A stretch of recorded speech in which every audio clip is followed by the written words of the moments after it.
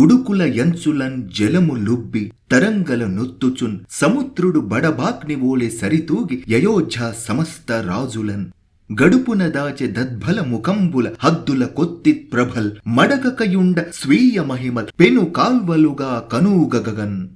ఇది కవి సమ్రాట్ విశ్వనాథ సత్యనారాయణ రాసిన రామాయణ కల్పవృక్షంలోని ఇష్టికంఠంలోని ఒక పద్యం. సముద్రములో బడభాగ్ని ఎట్లా ఉన్నదో సమస్త రాజుల సైన్యాలు అయోధ్యలో అట్లా ఉన్నాయట.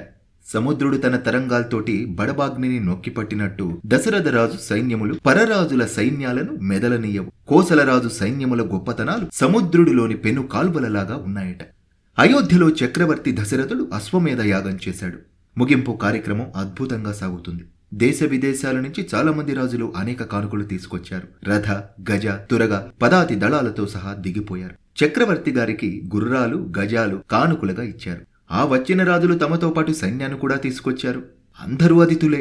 అయినా దశరథరాజు సైన్యం పరరాజుల సైన్యాన్ని అడుగు కూడా మెదలనేయకుండా నిఘా ఉంచింది. ఎందుకు? ఈ పద్యం చదివినప్పుడు వచ్చిన ప్రశ్న ఇది. అశ్వమేధయాగానికి యావత్ ప్రపంచ దేశాల నుంచి రాజులు, సామంతులు, ఋషులు అంటే మేధావులు, ఇంటలెక్చువల్స్ అని ఇలా చాలా మందినే దశరథ మహారాజు ఆహ్వానించాడు. వారందరి అతిథి మర్యాదలను చూసినవాడు వశిష్ఠుడు. రాజుగారి ప్రధానమైన ఋత్విక్కులు వామదేవుడు, వశిష్ఠుడు కాగా దశరథుడి క్యాబినెట్లో సహాయ మంత్రులను పక్కన పెడితే క్యాబినెట్ హోదాగల మంత్రులు 8 ఉన్నారు. వారు దృష్టి, జయంతుడు, విజయుడు, సిద్ధార్థుడు, అర్ధసాధకుడు, అశోకుడు, మంత్రపాలుడు, సుమంత్రుడు ఈ క్యాబినెట్ హోదాగల మంత్రులు. అశ్వమేధ యాగానికి వచ్చిన అసంఖ్యాక రాజులకు అతిథి సత్కార బాధ్యతలను వశిష్ఠుడు చూస్తుంటే వారిచ్చే కానుకలను స్వీకరిస్తూనే వారి వెంట వచ్చిన సైనికులను, ఏనుగులను, గుర్రాలను పరిశీలించే బాధ్యత సుమంత్రుడు స్వీకరించాడు. అశ్వమేధ యాగానికి కనీసం 25-30 మంది రాజులైనా వచ్చి ఉంటారు కదా. వీరు కానుకలుగా ధనధాన్యాదులు, మణిమాణిక్యాలు, గజాస్వాలు ఇలా అనేకం తెచ్చారు. వాటన్నింటినీ స్వీకరించాడు సుమంత్రుడు. ఇంతవరకు బాగానే ఉంది. కానీ ఈ రాజులంతా సైన్య సమేతంగా వచ్చారు. ఒకవేళ ఈ రాజులంతా కలిసి కుట్ర చేసి అయోధ్యను ఆక్రమించడానికి ప్రయత్నిస్తే అశ్వమేధయాగంలో తలమునకలై ఉన్న దశరథుడు ఏమైనా చేయగలడా? సాధ్యమేనా? వచ్చిన రాజులు చక్రవర్తికి విధేయులై కావచ్చు. కాని వారిలో ఎవరో ఒకరు చెడ్డవారు ఉండి ఉంటే వారి ద్వారా ఏదైనా కుట్ర జరిగితే రాజును కాపాడాల్సిన బాధ్యత మంత్రుడిది.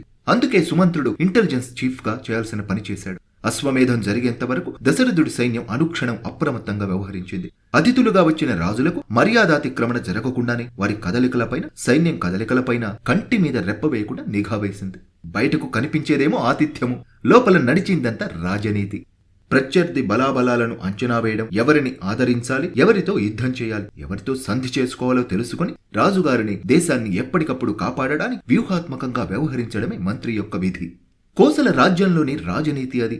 దేశం లోపల నుంచి, బయట నుంచి వచ్చే ప్రమాదాలను దూరదృష్టితో ముందే గ్రహించి రక్షణ చర్యలు అత్యంత కట్టుదిట్టంగా చేయడం మంత్రుల బాధ్యత. ఇదే యుద్ధనీతి కూడా. సుమంత్రుడు చేసింది ఇదే. తన దగ్గరకు తాను పిలిస్తేనే అతిథులుగా వచ్చిన వారి విషయంలోనే రాజు ఇంత అప్రమత్తంగా ఉంటే తన రాజ్యం భద్రత విషయంలో ఇంకెంత జాగ్రత్తగా ఉండి ఉంటాడు. అయోధ్య అన్నది సదరు దశరథుడికి రాజధాని. దాని పేరులోనే అది ఎంత భద్రమైనదో తెలుస్తుంది. అయోధ్య అంటేనే యుద్ధం చేయడానికి శక్యం కానిది అని అర్థం. యుద్ధం చేయడానికి వీలు లేకుండా అత్యంత దుర్భేద్యంగా నిర్మించిన నగరం అది. 12 యోజనాల పొడవుతో ఈ నగరం అద్భుతంగా నిర్మించారు. యోజనం అంటే ఇక్కడ సుమారు 12 కిలోమీటర్లు అని అర్థం. 9 వైపులా 9 ద్వారాలున్నాయంట. అంటే సరిహద్దులు పక్కాగా నిర్మించారని అర్థం. అయోధ్యకు బయటనున్న తలుపులు, ద్వారబంధాలు చాలా దృఢమైనవి. ఈ సరిహద్దు గోడపైన అన్ని వైపుల్లో, అన్ని కోణాలు, అన్ని దిక్కులను కవర్ చేసేలా వందల సంఖ్యలో శతఘ్నులు ఏర్పాటు చేశారు. ఇవి క్షిపణులను మోసుకుపోగల సమర్థమైనవి. నగరం చుట్టూ అత్యంత ఉన్నతమైన ప్రాకారాన్ని నిర్మించారు. ఈ ప్రాకారం అయోధ్యకు వడ్డాణంలా ఉందట. అయోధ్య నగరం చుట్టూ ఎవరు ప్రవేశించడానికి వీలు లేనంత లోతుగా అగర్త ఉంది. ఈ అగర్తలో ఏనుగులు, గుర్రాలు, ఒంటెలు, గాడిదలతో నిండి ఉంటుంది. ఈ అగర్తను దాటి శత్రువు అనేవాడు ఎవ్వరు అయోధ్యలోకి ప్రవేశించలేరు. ఆ నగరంలో వేల కొలది మహారథులైన వీరులుంటారు. అస్త్రాలతోనూ, అస్త్రాలు లేకుండా కూడా యుద్ధం చేయగల అసాధారణ వీరులున్నారు. కేవలం బాహుబలం చేతనే శత్రువును చంపగల యోధులు వీరు. అయినప్పటికీ అయోధ్య నగరానికి బయటవైపు చుట్టూ వర్తులాకారంగా దాదాపు 24 కిలోమీటర్ల దాకా సెక్యూరిటీ వ్యవస్థను అత్యంత పటిష్టంగా ఏర్పాటు చేశారు. శత్రువు అనేవాడు ఇన్ని అంచెల రక్షణ వలయాలను దాటుకుని నగరంలోకి ప్రవేశించడం దుస్సాధ్యం. రాముడు ఎవరు, ఏమిటన్న మీమాంసను కాసేపు పక్కన పెడదాం. అయోధ్య అనేది ఒక రాజ్యం. పైగా ప్రజలందరి ఆదరాభిమానాలను, సామంతులందరి గౌరవాన్ని పొందిన ఒక రాజు.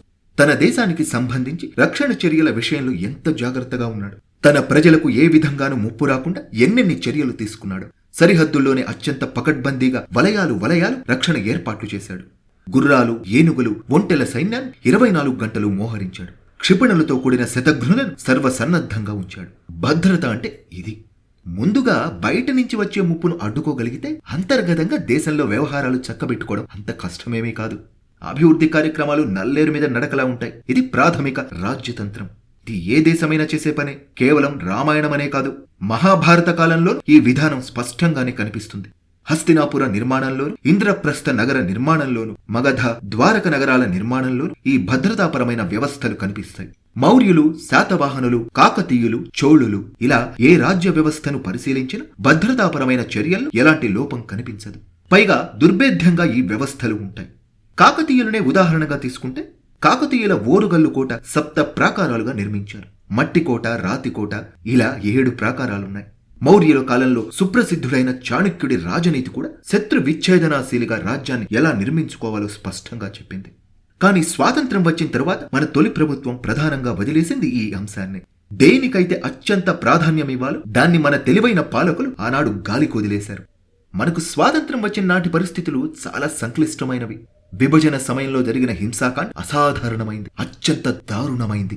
నాయకుల రాజకీయ కుట్రలకు వేల మంది బలయ్యారు. ఒక పక్క విభజన మారణకాండ కొనసాగుతూ ఉండగానే మరోవైపు గిరిజన మొక్కలను అడ్డం పెట్టుకుని పాకిస్తాన్ యుద్ధానికి తెగబడింది. షేక్ అబ్దుల్లా కోసమో, మౌంట్ బాటన్ కోసమో, లేక అహింసా సిద్ధాంతకర్తలమైన మనల్ని ఎవరు ఏమీ చేయలేరన్న అతి విశ్వాసంతోనూ తొట్టతొలి ప్రధానమంత్రి రక్షణ ప్రణాళికను చెత్తబుట్టలో పారేయమన్నారు. ఆయన మేలుకునేసరికల్లా పాకిస్తాన్ జమ్మూను కాస్త ఆక్రమించేసుకుంది. పర్యవసానంగా మనం ఒక వాస్తవాధీన రేఖ గీసుకోవాల్సి వచ్చింది. ఒకసారి మన దేశానికి ప్రస్తుతమున్న భౌగోళిక స్వరూపాన్ని గమనిద్దాం. 3 వైపుల సముద్రం ఉంది. ఈ 3 వైపుల మనకు శత్రుభయం అన్నది అంత తీవ్రమైనది కాదు. ఉత్తరం నుంచి, తూర్పు వైపు నుంచి భూతలం మీదుగా ఉన్నంత తీవ్రమైనది అసలే కాదు.